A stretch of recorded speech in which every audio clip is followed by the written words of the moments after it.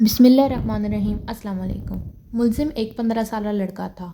ایک سٹور سے چوری کرتا ہوا پکڑا گیا۔ پکڑے جانے پر گارڈ کی گرفت سے بھاگنے کی کوشش کی۔ مزاحمت کے دوران سٹور کا ایک شیلف بھی ٹوٹا۔ جج نے فرد جرم سنی اور لڑکے سے پوچھا، تم نے واقعی کچھ چرایا تھا؟ بریڈ اور پنیر کا پیکٹ۔ لڑکے نے اعتراف کر لیا۔ کیوں؟ مجھے ضرورت تھی۔ لڑکے نے مختصر جواب دیا، خرید لیتے۔ پیسے نہیں تھے، گھر والوں سے لے لیتے۔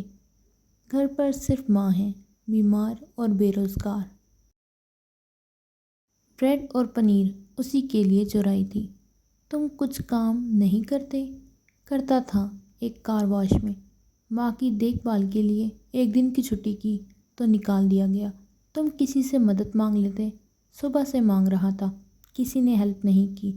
جرا ختم ہوئی اور جج نے فیصلہ سنانا شروع کر دیا۔ چوری، اور خصوصاً بریڈ کی چوری، بہت ہولناک جرم ہے اور اس جرم کے ذمہ دار ہم سب ہیں۔ عدالت میں موجود ہر شخص، مجھ سمیت، اس چوری کا مجرم ہے۔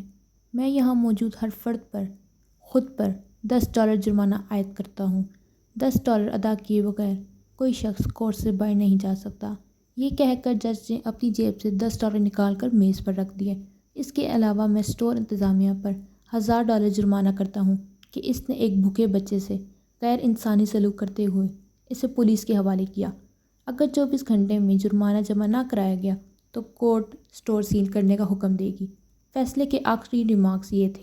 اسٹور انتظامیہ اور حاضرین پر جرمانے کی رقم لڑکے کو ادا کرتے ہوئے عدالت اس سے معافی طلب کرتی ہے۔ فیصلہ سننے کے بعد حاضرین تو اشک بارتے ہی اس لڑکے کے تو گویا ہچکیاں بن گئی تھیں۔